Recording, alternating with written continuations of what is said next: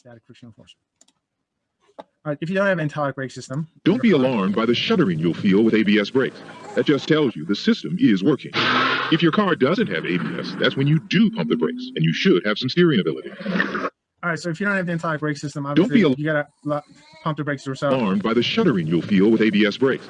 That just tells you the system... Except the problem is you won't be able to pump the brakes 18 times per second. Not even 5 times per second. If you're lucky, it's going to be once per second. So that's the extent of it. All right. It's not the same as having an anti-lock brake system. All right. For the longest time, I didn't have an anti-lock brake system. The current cars come with anti-lock brake system, so you don't have much of a choice. Every single car comes with it. Is it possible, if you don't have an anti-lock brake system, to bring your car to a stop sooner than a car with the anti-lock brake system? The answer to that question is right here, guys. Now take a look at this region. This is your car. It's not showing the screen. Okay, so thank you. Let's get out of here. Were you guys able to see the PowerPoint? Yes or no? Yeah. The PowerPoint, yes, but it didn't go to your note screen. It went to the lecture review material. Okay, awesome. Thank you. That's good feedback. Give yourself 5 points. So you got the anti-lock brake system here, right? All right, so this is the static frictional force is going to be generated by the anti-lock brake system. This is the maximum average static frictional force. All right, so is it possible to bring your car to a stop sooner than a car with the anti-lock brake system? The answer to that question is yes, you can, but it requires a lot of practice. If you could learn to drive your car near the maximum static frictional force, you can potentially bring your car to a stop sooner than a car with the anti-lock brake system. All right, so if you can learn to drive your car near the maximum static frictional force. Okay, so what does that mean?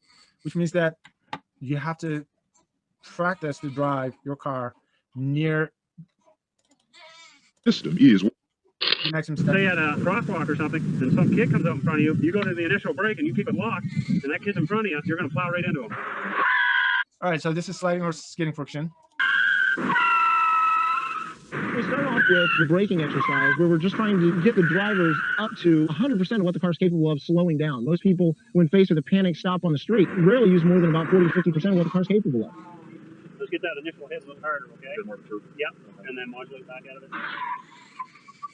We don't need to come off the brake pedal completely. You're kind of jumping off it. Remember, just ease off just enough so that you can make it through the turn. We get a lot of the Viper owners, Corvette owners, you know, they have a high-performance street car and they're wanting to be able to use it better on the road. Yeah, all right. Just calm down. Okay, so let's get back to this one.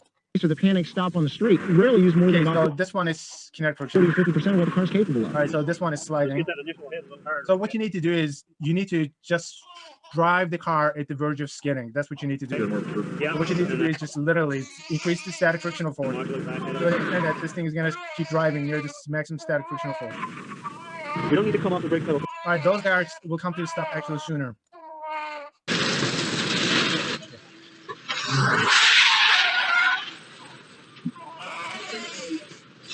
You gotta check these. All right. Okay. All right. Just hold on. All right. Surface friction. This one. Moving. All right, guys. Pick out the best answer and put it in the chat.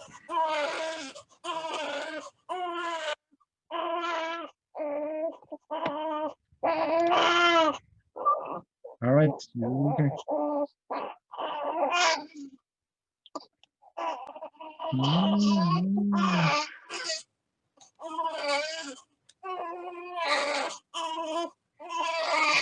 All right, so I'm looking at the answers. The best answer is going to be, all right, so B is the best answer, right?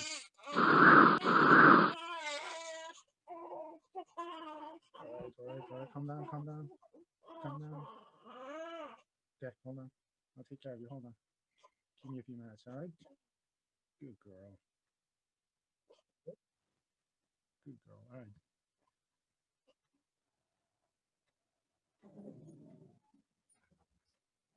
Okay, cool. B is the best. 5 points for that one. All right, so I love this one. Okay, these guys are the experts of friction static versus kinetic. Hey, now you're calm. You like physics, huh? All right, so you gotta check your diaper. You gotta do a diaper. Oh, wow. Nice and easy. head on out, and whenever you're ready. Are you ready to go ahead and Yeah. drive? Okay. Yeah, sure. Whoa. That's all right. A little more than I'm used to. It's got some power, so just get a feel for it. Okay, all right. He's off just a little. He's out.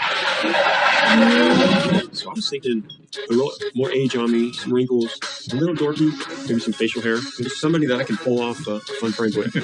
Let's go have some fun. My good friends at Pepsi Max have hooked us up with this cool cam. So these are the glasses cam to show you everything that I see. How you doing? Hello, I'm Mike. Hey, nice to meet you, Mike. I saw you sort of gravitated towards the Camaro. You thinking about getting one? Oh no, this is way too much power for me.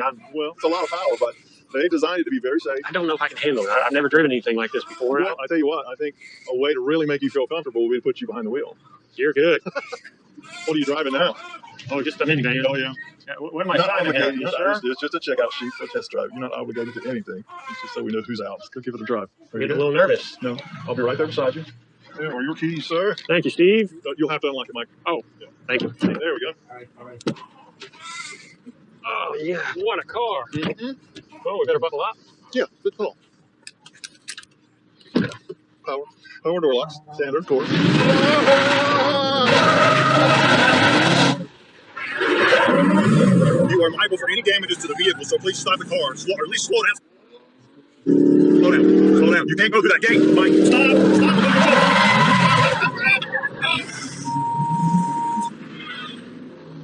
Watch it. Watch out. You're going to wreck this car. You're liable for it if you wreck it.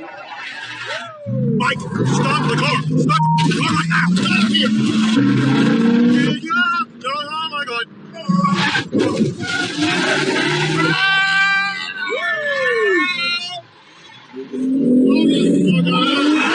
Let's take us back. Oh, no, You all right over there, Steve? oh, you're an idiot. I'm going to kill you. Oh, stop. Oh, shut up, Whitey.